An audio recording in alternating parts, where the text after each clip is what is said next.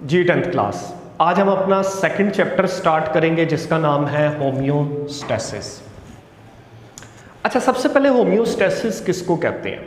Homeostasis को हम define करते हैं, लेकिन हम कुछ एग्जाम्पल्स को पहले फोकस कर लेते हैं।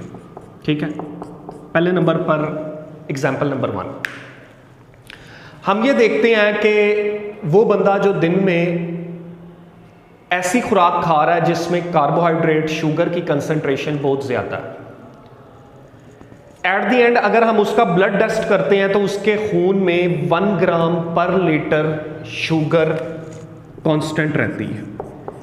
ठीक है, यानी वो जितनी मर्जी सारा दिन शुगर खा ले, एंड में उसकी शुगर की कंसंट्रेशन कितनी रहती है? 1 ग्राम पर लीटर। दूसरी एग्जांपल फोकस करते हैं। एग्जाम्पल नंबर 2 ये है कि इंसान का बॉडी का जो टेम्परेचर है वो होता है 37 डिग्री सेंटीग्रेड। अब आप ऑब्जर्व करें कि ये हमारे अंदर का दर्जा हरारत है, लेकिन गर्मियों में क्या होता है कि ये दर्जा हरारत जो हमारे इर्द गिर्द है वो 37 से बढ़ जाता है। नॉर्मली 40 डिग्री सेंटीग्रेड तक चला जाता है या उससे भी हाई चला जाता है। ये समर सीजन का टेम्परेचर होता है।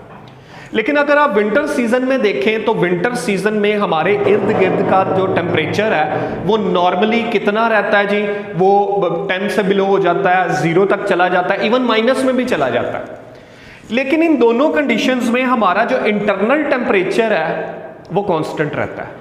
जैसे हमारे बॉडी के अंदर इंटरनल कंसंट्रेशन कांस्टेंट थी ना, इसी तरह से इंटरनल टेम्परेचर भी क्या हो गया?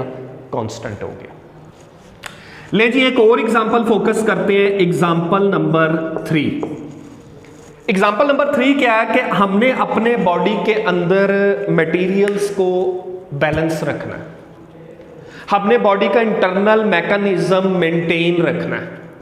इस मेंटेनेंस के दौरान बॉडी के अंदर जो मेटाबॉलिक प्रोसेसेस होते हैं, जो जिंदगी के अफाल होते हैं, ये अफाल जब प्रोसीड कर रहे होते हैं तो इन अफाल के दौरान कुछ वेस्ट मटेरियल बनते हैं।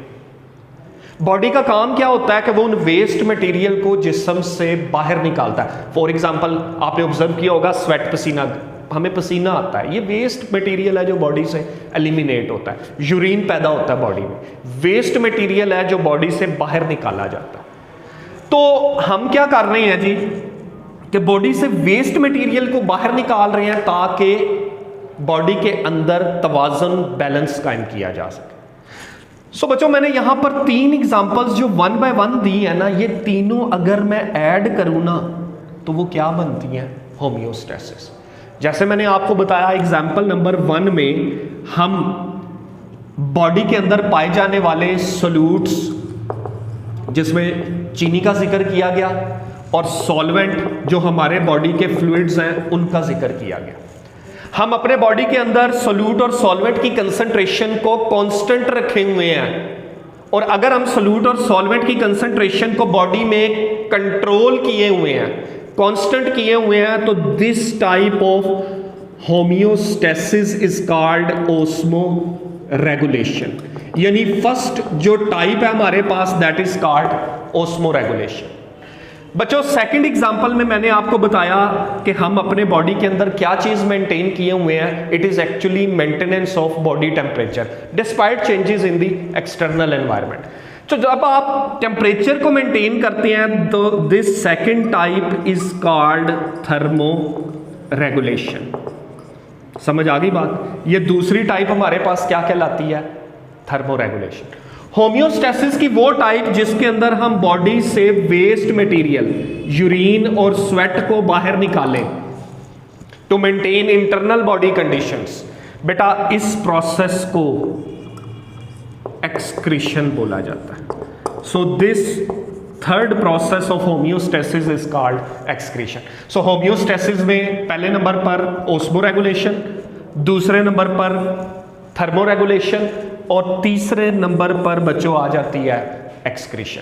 सो यहां पर ये सारे पॉइंट्स क्लियर हो गए जी।